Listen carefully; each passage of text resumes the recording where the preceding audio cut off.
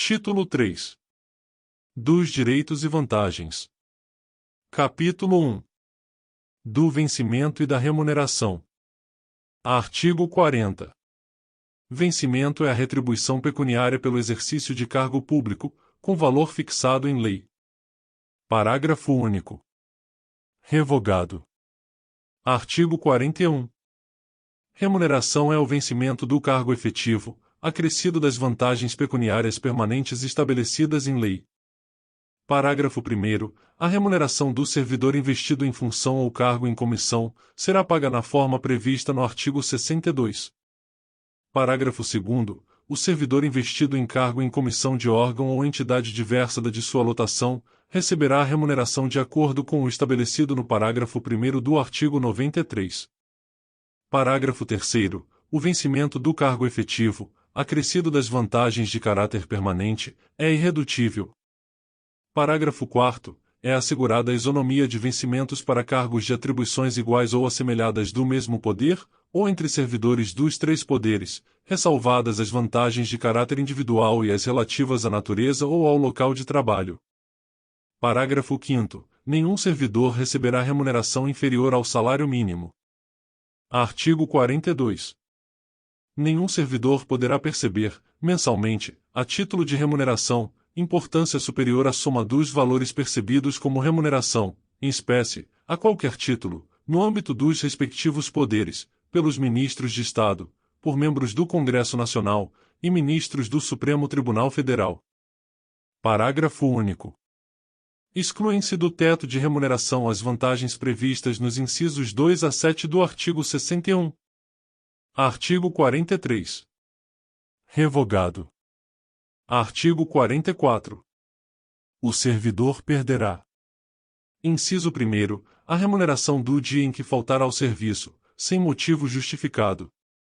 Inciso 2º. A parcela de remuneração diária, proporcional aos atrasos, ausências justificadas, ressalvadas as concessões de que trata o artigo 97, e saídas antecipadas, salvo na hipótese de compensação de horário, até o mês subsequente ao da ocorrência, a ser estabelecida pela chefia imediata. Parágrafo único.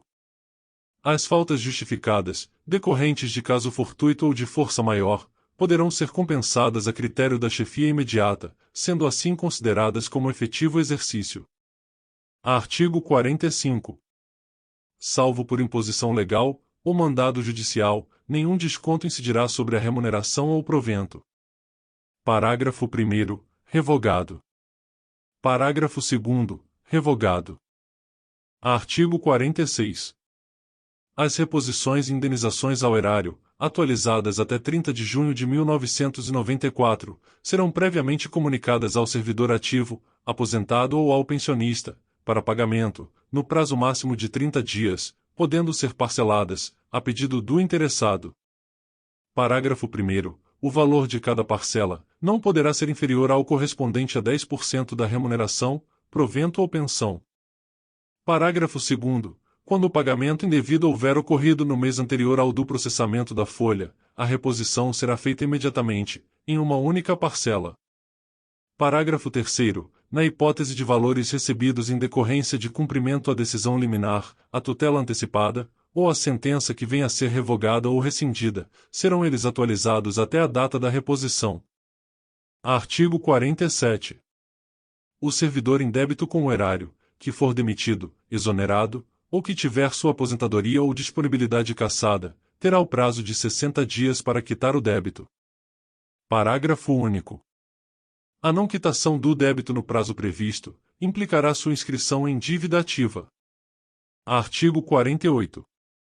O vencimento, a remuneração e o provento não serão objeto de arresto, sequestro ou penhora, exceto nos casos de prestação de alimentos resultante de decisão judicial. Capítulo 2. Das vantagens. Artigo 49. Além do vencimento, poderão ser pagas ao servidor as seguintes vantagens. Inciso 1º, indenizações.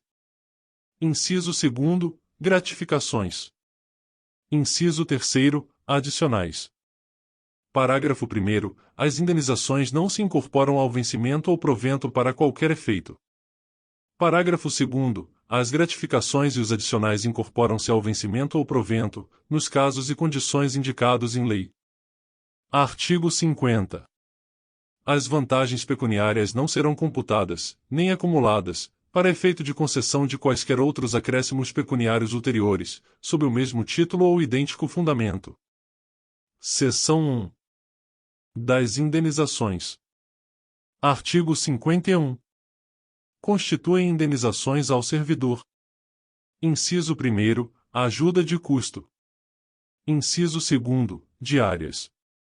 Inciso 3º, transporte. Inciso 4º, auxílio moradia. Artigo 52. Os valores das indenizações estabelecidas nos incisos 1 a 3 do artigo 51, assim como as condições para sua concessão, serão estabelecidos em regulamento. Subseção 1. Da ajuda de custo. Artigo 53. A ajuda de custo destina-se a compensar as despesas de instalação do servidor que, no interesse do serviço, passar a ter exercício em nova sede, com mudança de domicílio em caráter permanente, vedado o duplo pagamento de indenização, a qualquer tempo, no caso de o cônjuge ou companheiro que detenha também a condição de servidor, vier a ter exercício na mesma sede. Parágrafo 1º. Correm por conta da administração as despesas de transporte do servidor e de sua família, compreendendo passagem, bagagem e bens pessoais. Parágrafo 2º. A família do servidor que falecer na nova sede, são assegurados ajuda de custo e transporte para a localidade de origem, dentro do prazo de 1 ano, contado do óbito. Parágrafo 3º. Não será concedida ajuda de custo nas hipóteses de remoção previstas nos incisos 2 e 3 do parágrafo único do artigo 36. Artigo 54. A ajuda de custo é calculada sobre a remuneração do servidor, conforme se dispuser em regulamento, não podendo exceder a importância correspondente a 3 meses. Artigo 55. Não será concedida ajuda de custo ao servidor que se afastar do cargo, ou reassumi-lo, em virtude de mandato eletivo. Artigo 56. Será concedida ajuda de custo àquele que, não sendo servidor da União, for nomeado para cargo em comissão, com mudança de domicílio. Parágrafo único. No afastamento previsto no inciso 1 do artigo 93, a ajuda de custo será paga pelo órgão cessionário, quando cabível. Artigo 57. O servidor ficará obrigado a restituir a ajuda de custo quando, injustificadamente, não se apresentar na nova sede no prazo de 30 dias. Subseção 2. Das diárias. Artigo 58. O servidor que, a serviço, afastar-se da sede em caráter eventual ou transitório para outro ponto do território nacional ou para o exterior, fará jus a passagens e diárias destinadas a indenizar as parcelas de despesas extraordinária com pousada, alimentação e locomoção urbana, conforme dispuser em regulamento. Parágrafo 1º. A diária será concedida por dia de afastamento, sendo devida pela metade quando o deslocamento não exigir pernoite fora da sede, ou quando a União custear, por meio diverso, as despesas extraordinárias cobertas por diárias. Parágrafo 2º. Nos casos em que o deslocamento da sede constituir exigência permanente do cargo, o servidor não fará jus a diárias. Parágrafo 3º. Também não fará jus a diárias o servidor que se deslocar dentro da mesma região metropolitana, aglomeração urbana ou microrregião, constituídas por municípios limítrofes irregularmente instituídas, ou em áreas de controle integrado mantidas com países limítrofes, cuja jurisdição e competência dos órgãos, entidades e servidores brasileiros considera-se estendida, salvo se houver pernoite fora da sede, hipóteses em que as diárias pagas serão sempre as fixadas para os afastamentos dentro do território nacional. Artigo 59. O servidor que receber diárias e não se afastar da sede, por qualquer motivo, fica obrigado a restituí-las integralmente, no prazo de 5 dias. Parágrafo único. Na hipótese de o servidor retornar à sede em prazo menor do que o previsto para o seu afastamento, restituirá as diárias recebidas em excesso, no prazo previsto no caput. Subseção 3. Da indenização de transporte. Artigo 60. Conceder-se-á indenização de transporte ao servidor que realizar despesas com a utilização de meio próprio de locomoção para a execução de serviços externos, por força das atribuições próprias do cargo, conforme se dispuser em regulamento. Subseção 4. Do auxílio moradia. Artigo 60-A. O auxílio moradia consiste no ressarcimento das despesas comprovadamente realizadas pelo servidor com aluguel de moradia, ou com meio de hospedagem administrado por empresa hoteleira, no prazo de 1 mês após a comprovação da despesa pelo servidor. Artigo 60-B. Conceder-se-á auxílio moradia ao servidor se atendidos os seguintes requisitos. Inciso 1. Não existe imóvel funcional disponível para uso pelo servidor. Inciso 2. O cônjuge ou companheiro do servidor não ocupa imóvel funcional. Inciso 3.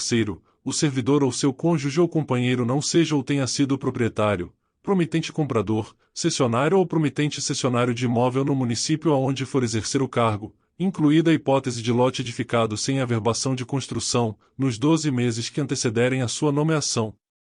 Inciso 4. Nenhuma outra pessoa que resida com o servidor receba auxílio moradia. Inciso 5. O servidor tenha se mudado do local de residência para ocupar cargo em comissão ou função de confiança do Grupo Direção e Assessoramento Superiores, DAS, níveis 4, 5 e 6, de natureza especial, de ministro de Estado ou equivalentes. Inciso 6. O município no qual assuma o cargo em comissão ou função de confiança, não se enquadre nas hipóteses do artigo 58, parágrafo 3º, em relação ao local de residência ou domicílio do servidor. Inciso 7. O servidor não tenha sido domiciliado ou tenha residido no município, nos últimos 12 meses, aonde for exercer o cargo em comissão ou função de confiança, desconsiderando-se prazo inferior a 60 dias dentro desse período. Inciso 8. O deslocamento não tenha sido por força de alteração de lotação ou nomeação para cargo efetivo.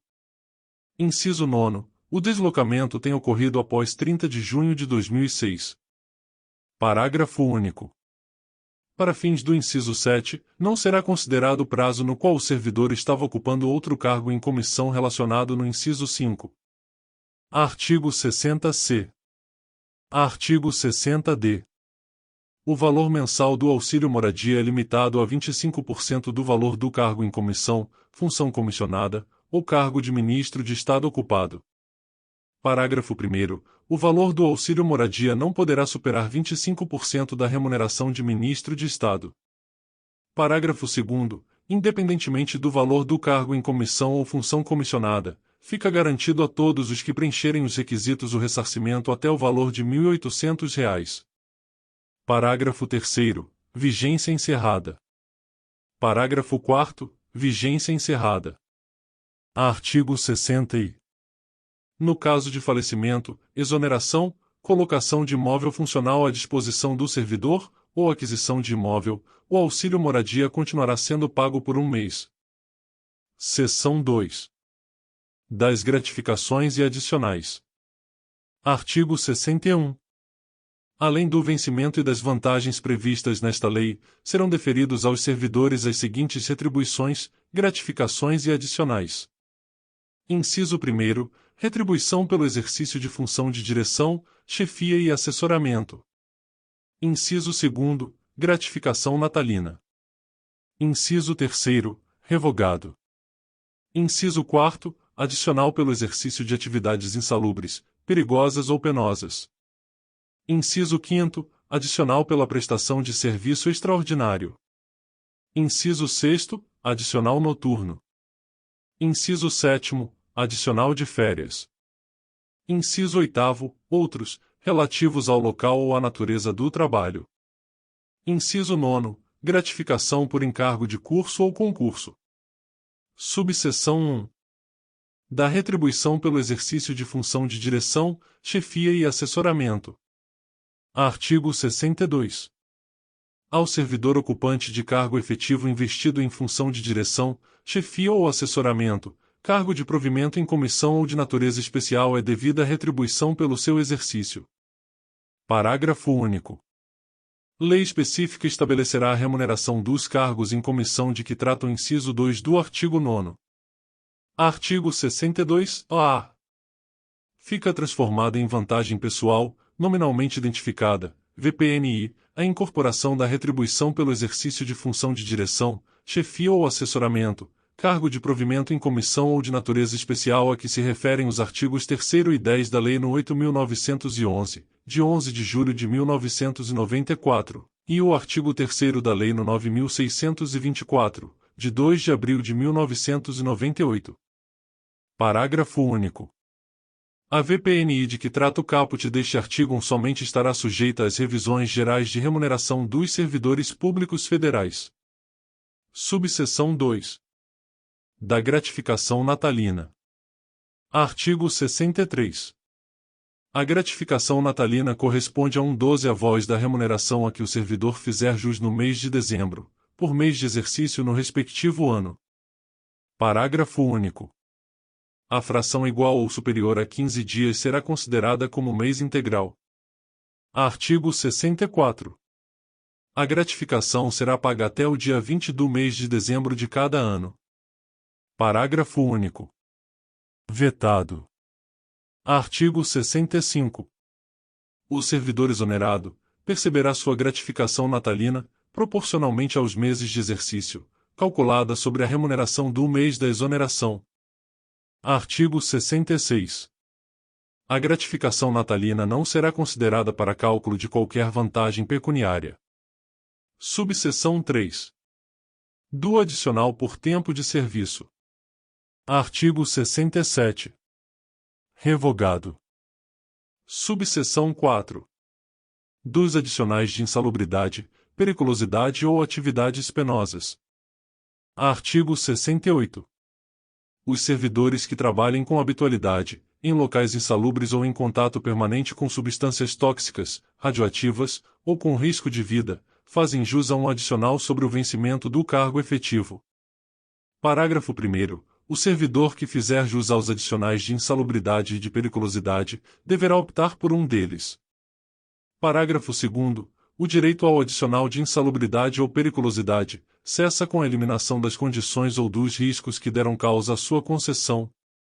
Artigo 69. Haverá permanente controle da atividade de servidores em operações ou locais considerados penosos, insalubres ou perigosos. Parágrafo único. A servidora gestante ou lactante será afastada, enquanto durar a gestação e a lactação, das operações e locais previstos neste artigo, exercendo suas atividades em local salubre e em serviço não penoso e não perigoso. Artigo 70. Na concessão dos adicionais de atividades penosas, de insalubridade e de periculosidade, serão observadas as situações estabelecidas em legislação específica. Artigo 71. O adicional de atividade penosa será devido aos servidores em exercício em zonas de fronteira, ou em localidades cujas condições de vida o justifiquem, nos termos, condições e limites fixados em regulamento. Artigo 72. Os locais de trabalho, e os servidores que operam com raios-X, ou substâncias radioativas, serão mantidos sob controle permanente, de modo que as doses de radiação ionizante não ultrapassem o nível máximo previsto na legislação própria. Parágrafo único. Os servidores a que se refere este artigo serão submetidos a exames médicos a cada 6 meses. Subseção 5. Do adicional por serviço extraordinário. Artigo 73. O serviço extraordinário será remunerado com acréscimo de 50% em relação à hora normal de trabalho. Artigo 74. Somente será permitido o serviço extraordinário, para atender a situações excepcionais e temporárias, respeitado o limite máximo de 2 horas por jornada. Subseção 6. Do adicional noturno. Artigo 75. O serviço noturno, prestado em horário compreendido entre 22 horas de um dia e 5 horas do dia seguinte, terá o valor hora acrescido de 25%, computando-se cada hora como 52 minutos e 30 segundos. Parágrafo único. Em se tratando de serviço extraordinário, o acréscimo de que trata este artigo incidirá sobre a remuneração prevista no artigo 73. Subseção 7. Do adicional de férias. Artigo 76. Independentemente de solicitação, será pago ao servidor, por ocasião das férias, um adicional correspondente a 1/3 da remuneração do período das férias. Parágrafo único. No caso de o servidor exercer função de direção, chefia, ou assessoramento, ou ocupar cargo em comissão, a respectiva vantagem será considerada no cálculo do adicional de que trata este artigo. Subseção 8. Da gratificação por encargo de curso ou concurso. Artigo 76-A. A gratificação por encargo de curso ou concurso é devida ao servidor que, em caráter eventual, inciso 1º, atuar como instrutor em curso de formação, de desenvolvimento ou de treinamento regularmente instituído no âmbito da Administração Pública Federal. Inciso 2º, participar de banca examinadora ou de comissão para exames orais, para análise curricular, para correção de provas discursivas, para elaboração de questões de provas ou para julgamento de recursos intentados por candidatos. Inciso 3º, participar da logística de preparação e de realização de concurso público envolvendo atividades de planejamento, coordenação, supervisão, execução e avaliação de resultado, quando tais atividades não estiverem incluídas entre as suas atribuições permanentes. Inciso 4º, participar da aplicação, fiscalizar ou avaliar provas de exame vestibular ou de concurso público ou supervisionar essas atividades. Parágrafo 1º. Os critérios de concessão e os limites da gratificação de que trata este artigo serão fixados em regulamento, observados os seguintes parâmetros. Inciso 1º. O valor da gratificação será calculado em horas, observadas a natureza e a complexidade da atividade exercida. Inciso 2º. A retribuição não poderá ser superior ao equivalente a 120 horas de trabalho anuais, ressalvada a situação de excepcionalidade, devidamente justificada e previamente aprovada pela autoridade máxima do órgão ou entidade, que poderá autorizar o acréscimo de até 120 horas de trabalho anuais. Inciso 3º. O valor máximo da hora trabalhada corresponderá aos seguintes percentuais, incidentes sobre o maior vencimento básico da Administração Pública Federal. Alínea 2/2, em se tratando de atividades previstas nos incisos 1 e 2 do caput deste artigo. Alínea B, 1/2, em se tratando de atividade prevista nos incisos 3 e 4 do caput deste artigo. Parágrafo 2º. A gratificação por encargo de curso ou concurso somente será paga se as atividades referidas nos incisos do caput deste artigo forem exercidas sem prejuízo das atribuições do cargo de que o servidor for titular, devendo ser objeto de compensação de carga horária quando desempenhadas durante a jornada de trabalho, na forma do parágrafo 4º do artigo 98 desta lei. Parágrafo 3º. A gratificação por encargo de curso ou concurso não se incorpora ao vencimento ou salário do servidor para qualquer efeito, e não poderá ser utilizada como base de cálculo para quaisquer outras vantagens, inclusive para fins de cálculo dos proventos da aposentadoria e das pensões. Capítulo 3. Das férias. Artigo 77. O servidor fará jus a 30 dias de férias, que podem ser acumuladas, até o máximo de 2 períodos, no caso de necessidade do serviço, ressalvadas as hipóteses em que haja legislação específica. Parágrafo 1º. Para o primeiro período aquisitivo de férias serão exigidos 12 meses de exercício. Parágrafo 2º. É vedado levar à conta de férias qualquer falta ao serviço. Parágrafo 3º. As férias poderão ser parceladas em até 3 etapas, desde que assim requeridas pelo servidor, e no interesse da administração pública. Artigo 78. O pagamento da remuneração das férias será efetuado até 2 dias antes do início do respectivo período, observando-se o disposto no parágrafo 1º deste artigo. Parágrafo 1 grau e parágrafo 2 graus revogados. Parágrafo 3º. O servidor exonerado do cargo efetivo, ou em comissão, perceberá indenização relativa ao período das férias a que tiver direito e ao incompleto, na proporção de 1/12 avós por mês de efetivo exercício, ou fração superior a 14 dias. Parágrafo 4º. A indenização será calculada com base na remuneração do mês em que for publicado o ato exoneratório. Parágrafo 5º. Em caso de parcelamento, o servidor receberá o valor adicional previsto no inciso 17 do artigo 7º da Constituição Federal quando da utilização do primeiro período. Artigo 79. O servidor que opera direta e permanentemente com raios X, ou substâncias radioativas, gozará 20 dias consecutivos de férias, por semestre de atividade profissional, proibida em qualquer hipótese a acumulação. Parágrafo único. Revogado. Artigo 80.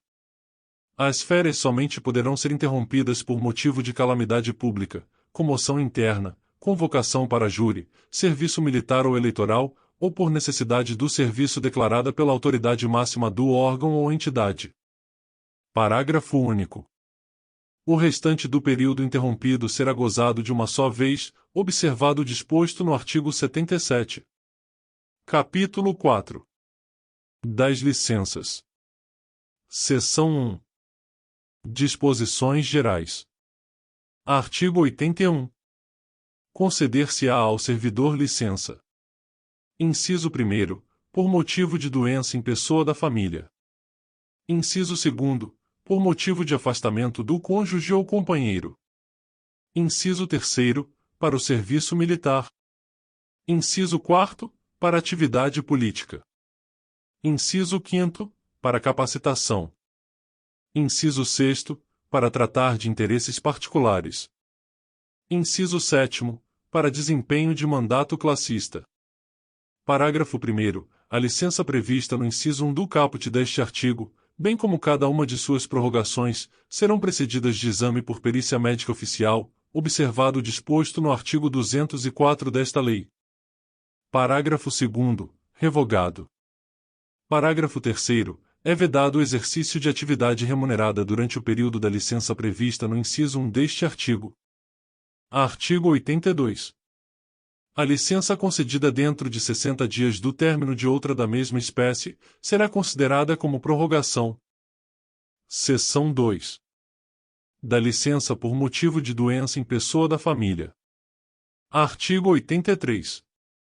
Poderá ser concedida licença ao servidor por motivo de doença do cônjuge ou companheiro, dos pais, dos filhos, do padrasto ou madrasta enteado, ou dependente que viva às suas expensas e conste do seu assentamento funcional, mediante comprovação por perícia médica oficial. Parágrafo 1º. A licença somente será deferida, se a assistência direta do servidor for indispensável e não puder ser prestada simultaneamente com o exercício do cargo ou mediante compensação de horário, na forma do disposto no inciso 2 do artigo 44. Parágrafo 2º. A licença de que trata o caput, incluídas as prorrogações, poderá ser concedida a cada período de 12 meses nas seguintes condições. Inciso 1º. Por até 60 dias, consecutivos ou não, mantida a remuneração do servidor. Inciso 2º. Por até 90 dias, consecutivos ou não, sem remuneração. Parágrafo 3º. O início do interstício de 12 meses será contado a partir da data do deferimento da primeira licença concedida. Parágrafo 4º. A soma das licenças remuneradas e das licenças não remuneradas, incluídas as respectivas prorrogações, concedidas em um mesmo período de 12 meses, observado o disposto no parágrafo 3º, não poderá ultrapassar os limites estabelecidos nos incisos 1 e 2 do parágrafo 2º. Seção 3. Da licença por motivo de afastamento do cônjuge. Artigo 84. Poderá ser concedida licença ao servidor, para acompanhar cônjuge ou companheiro que foi deslocado para outro ponto do território nacional, para o exterior, ou para o exercício de mandato eletivo dos poderes executivo e legislativo. Parágrafo 1º. A licença será por prazo indeterminado e sem remuneração. Parágrafo 2º. No deslocamento de servidor, cujo cônjuge ou companheiro também seja servidor público, civil ou militar, de qualquer dos poderes da União, dos Estados, do Distrito Federal e dos municípios, poderá haver exercício provisório em órgão ou entidade da administração federal direta, autárquica ou fundacional, desde que para o exercício de atividade compatível com o seu cargo. Seção 4. Da licença para o serviço militar. Artigo 85.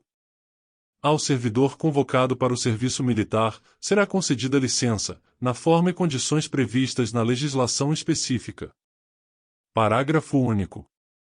Concluído o serviço militar, o servidor terá até 30 dias sem remuneração para reassumir o exercício do cargo. Seção 5. Da licença para atividade política. Artigo 86. O servidor terá direito à licença, sem remuneração, durante o período que mediar entre a sua escolha em convenção partidária, como candidato a cargo eletivo, e a véspera do registro de sua candidatura perante a Justiça Eleitoral. Parágrafo 1º. O servidor candidato a cargo eletivo na localidade onde desempenha suas funções e que exerça cargo de direção, chefia, assessoramento, arrecadação ou fiscalização, dele será afastado, a partir do dia imediato ao do registro de sua candidatura perante a Justiça Eleitoral, até o 10º dia seguinte ao do pleito. Parágrafo 2º. A partir do registro da candidatura, e até o 10º dia seguinte ao da eleição, o servidor fará jus à licença, assegurados os vencimentos do cargo efetivo, somente pelo período de 3 meses. Seção 6. Da licença para capacitação. Artigo 87. Após cada quinquênio de efetivo exercício, o servidor poderá, no interesse da administração, afastar-se do exercício do cargo efetivo, com a respectiva remuneração, por até 3 meses, para participar de curso de capacitação profissional. Parágrafo único. Os períodos de licença de que trata o caput não são acumuláveis. Artigo 88. Revogado. Artigo 89. Revogado. Artigo 90. Vetado. Seção 7. Da licença para tratar de interesses particulares. Artigo 91.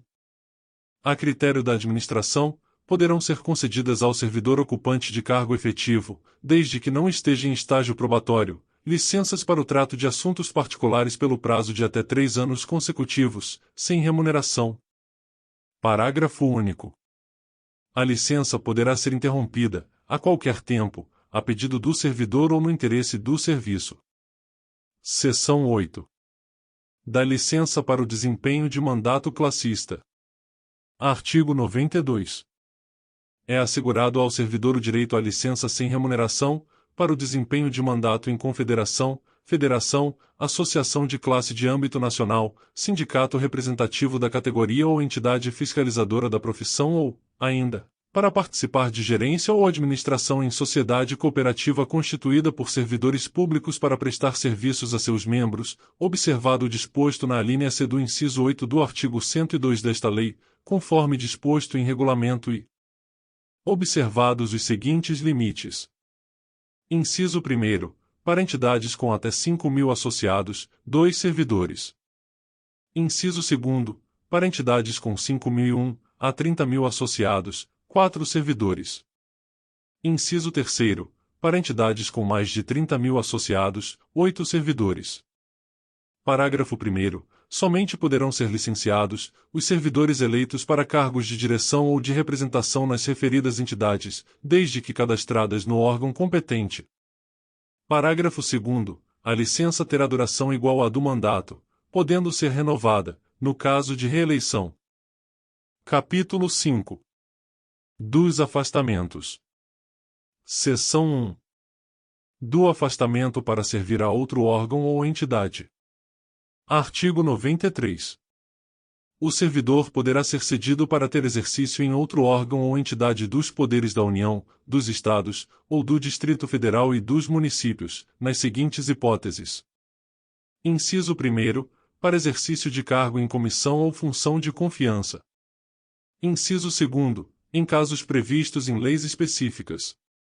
Parágrafo 1º, na hipótese do inciso 1, sendo a cessão para órgãos ou entidades dos Estados, do Distrito Federal ou dos municípios, o ônus da remuneração será do órgão ou entidade cessionária, mantido o ônus para o cedente nos demais casos. Parágrafo 2º, na hipótese de o servidor cedido à empresa pública ou sociedade de economia mista, nos termos das respectivas normas, optar pela remuneração do cargo efetivo ou pela remuneração do cargo efetivo acrescida de percentual da retribuição do cargo em comissão, a entidade cessionária efetuará o reembolso das despesas realizadas pelo órgão ou entidade de origem. Parágrafo 3º. A cessão far-se-á mediante portaria publicada no Diário Oficial da União. Parágrafo 4º. Mediante autorização expressa do Presidente da República, o servidor do Poder Executivo poderá ter exercício em outro órgão da administração federal direta que não tenha quadro próprio de pessoal, para fim determinado e a prazo certo. Parágrafo 5º. Aplica-se à União, em se tratando de empregado ou servidor por ela requisitado, as disposições dos parágrafos 1º e 2º deste artigo.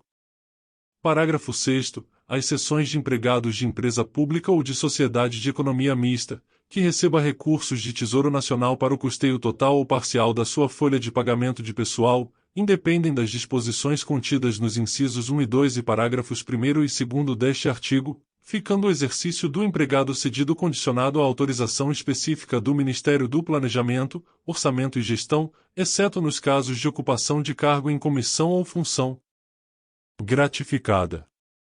Parágrafo 7 graus. O Ministério do Planejamento, Orçamento e Gestão, com a finalidade de promover a composição da força de trabalho dos órgãos e entidades da Administração Pública Federal, poderá determinar a lotação ou exercício de empregado ou servidor, independentemente da observância do constante no inciso 1 e nos parágrafos 1º e 2º deste artigo. Seção 2. Do afastamento para exercício de mandato eletivo. Artigo 94. Ao servidor investido em mandato eletivo aplicam-se as seguintes disposições. Inciso 1º, tratando-se de mandato federal, estadual ou distrital, ficará afastado do cargo. Inciso 2º, investido no mandato de prefeito, será afastado do cargo, sendo-lhe facultado optar pela sua remuneração. Inciso 3º, investido no mandato de vereador. Alínea, havendo compatibilidade de horário, perceberá as vantagens de seu cargo, sem prejuízo da remuneração do cargo eletivo. Alínea B, não havendo compatibilidade de horário, será afastado do cargo, sendo-lhe facultado optar pela sua remuneração. Parágrafo 1º. No caso de afastamento do cargo, o servidor contribuirá para a Seguridade Social como se em exercício estivesse. Parágrafo 2º. O servidor investido em mandato eletivo ou classista, não poderá ser removido ou redistribuído de ofício para a localidade diversa daquela onde exerce o mandato. Seção 3. Do afastamento para estudo ou missão no exterior. Artigo 95. O servidor não poderá ausentar-se do país para estudo ou missão oficial, sem autorização do Presidente da República, Presidente dos órgãos do Poder Legislativo e Presidente do Supremo Tribunal Federal. Parágrafo 1º. A ausência não excederá 4 anos, e fim da missão ou estudo, somente decorrido igual período, será permitida nova ausência. Parágrafo 2º. Ao servidor beneficiado pelo disposto neste artigo, não será concedida exoneração ou licença para tratar de interesse particular antes de decorrido período igual ao do afastamento, ressalvada a hipótese de ressarcimento da despesa havida com seu afastamento. Parágrafo 3º. O disposto neste artigo não se aplica aos servidores da carreira diplomática. Parágrafo 4º. As hipóteses, condições e formas para a autorização de que trata este artigo, inclusive no que se refere à remuneração do servidor, serão disciplinadas em regulamento. Artigo 96.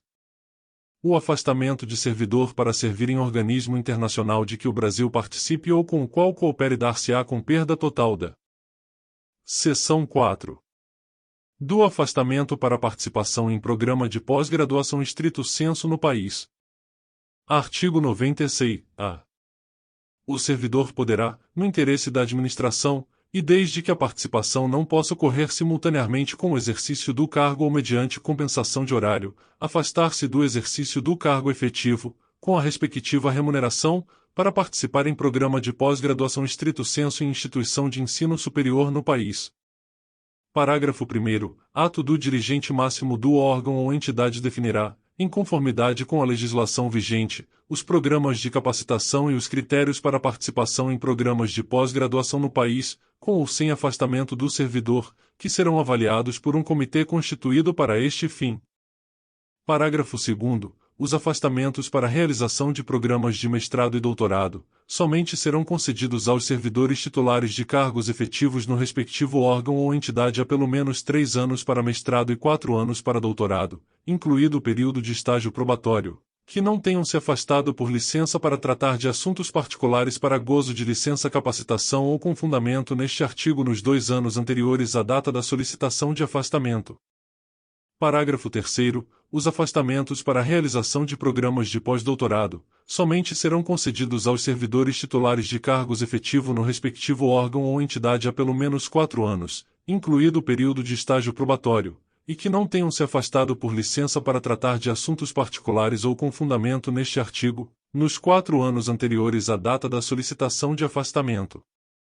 Parágrafo 4º. Os servidores beneficiados pelos afastamentos previstos nos parágrafos 1º, 2º e 3º deste artigo, terão que permanecer no exercício de suas funções após o seu retorno por um período igual ao do afastamento concedido. Parágrafo 5º. Caso o servidor venha a solicitar exoneração do cargo ou aposentadoria, antes de cumprido o período de permanência previsto no parágrafo 4º deste artigo, deverá ressarcir o órgão ou entidade, na forma do artigo 47 da Lei nº 8.112, de 11 de dezembro de 1990, dos gastos com seu aperfeiçoamento. Parágrafo 6º. Caso o servidor não obtenha o título ou grau que justificou seu afastamento no período previsto, aplica-se o disposto no parágrafo 5º deste artigo, salvo na hipótese comprovada de força maior ou de caso fortuito, a critério do dirigente máximo do órgão ou entidade. Parágrafo 7º. Aplica-se a participação em programa de pós-graduação no exterior, autorizado nos termos do artigo 95 desta lei, o disposto nos parágrafos 1º a 6º deste artigo. Capítulo 6. Das concessões. Artigo 97. Sem qualquer prejuízo, poderá o servidor ausentar-se do serviço. Inciso 1º, por um dia, para doação de sangue. Inciso 2º, pelo período comprovadamente necessário para alistamento ou recadastramento eleitoral, limitado, em qualquer caso, a 2 dias. Inciso 3º, por 8 dias consecutivos em razão de: alínea A, casamento. Alínea B, falecimento do cônjuge, companheiro, pais, madrasta ou padrasto, filhos, enteados, menor sob guarda ou tutela e irmãos. Artigo 98. Será concedido horário especial ao servidor estudante, quando comprovada a incompatibilidade entre o horário escolar e o da repartição, sem prejuízo do exercício do cargo. Parágrafo 1º. Para efeito do disposto neste artigo, será exigida a compensação de horário no órgão ou entidade que tiver exercício, respeitada a duração semanal do trabalho. Parágrafo 2º. Também será concedido horário especial ao servidor portador de deficiência, quando comprovada a necessidade por junta médica oficial, independentemente de compensação de horário. Parágrafo 3º. As disposições constantes do parágrafo 2º são extensivas ao servidor que tenha cônjuge, filho ou dependente com deficiência. Parágrafo 4º. Será igualmente concedido horário especial, vinculado à compensação de horário a ser efetivada no prazo de até 1 ano, ao servidor que desempenhe a atividade prevista nos incisos 1 e 2 do caput do artigo 76-A desta lei. Artigo 99. Ao servidor estudante que mudar de sede no interesse da administração é assegurada, na localidade da nova residência ou na mais próxima, matrícula em instituição de ensino congênere, em qualquer época, independentemente de vaga. Parágrafo único. O disposto neste artigo estende-se ao cônjuge ou companheiro, aos filhos, ou enteados do servidor que vivam na sua companhia, bem como aos menores sob sua guarda, com autorização judicial. Capítulo 7.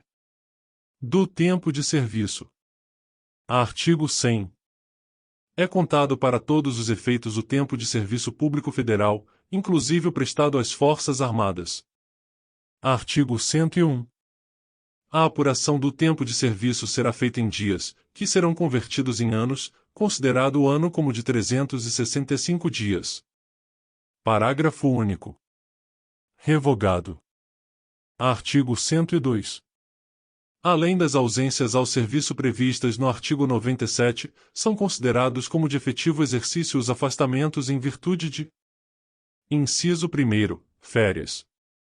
Inciso 2º, exercício de cargo em comissão ou equivalente, em órgão ou entidade dos poderes da União, dos Estados, municípios e Distrito Federal. Inciso 3º, exercício de cargo ou função de governo ou administração, em qualquer parte do território nacional, por nomeação do Presidente da República.